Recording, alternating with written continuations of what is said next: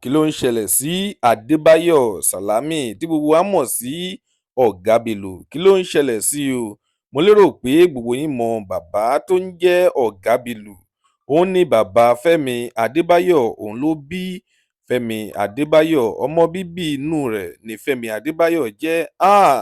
Kí ló ń ṣẹlẹ̀ sí o? Láìpẹ́ yìí ni ó sì ń bá ọ̀rọ̀ àìlera jà tó ní wípé ó ní àti kékeré ni òun ti ní dàìbẹ́tíìsì.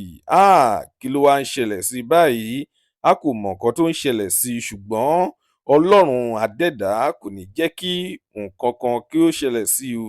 Kò ní jẹ́ ká gbọ́ làbúrú sí Ọ̀gá Bello. Lónìí, ìròyìn nípa Ọ̀gá Bello òun la mú wá fún yín. Ẹ máa bá wa ká lọ kẹ́ lè gbọ́ kókó inú ìwé ìròyìn náà. Tó bá jẹ́ ìgbà àkọ́kọ́ tí ẹ ń wo fídíò wa nìyí, ẹ jọ̀wọ́ ẹ tẹ subscribe button láti máa rí púpọ̀ lára àwọn fídíò wa wò. Ojú tí ẹ fi ń wò wá kò ní fọ́, etí tí ẹ fi ń gbọ́ wá kò ní di láṣẹ Èdùmàrè. Ọpẹ́ ọmọ Àjíbóyè lórúkọ tèmi. Ẹ kú dédé wòye níbikíbi tẹ́ bá ti ń wò wá nílé lóko lẹ́yìn odi.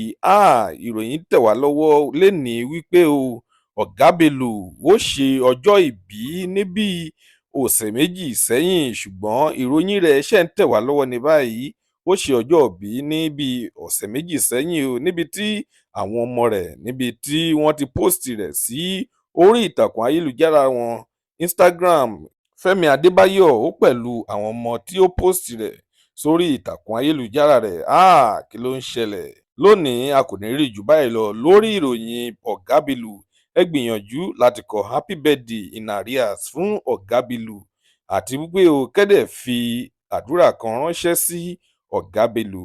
Tó bá jẹ́ ìgbà àkọ́kọ́ tí ẹ ń wo fídíò wa nìyí, ẹ jọ̀wọ́ ẹ tẹ subscribe button láti máa rí púpọ̀ lára àwọn fídíò wa wò.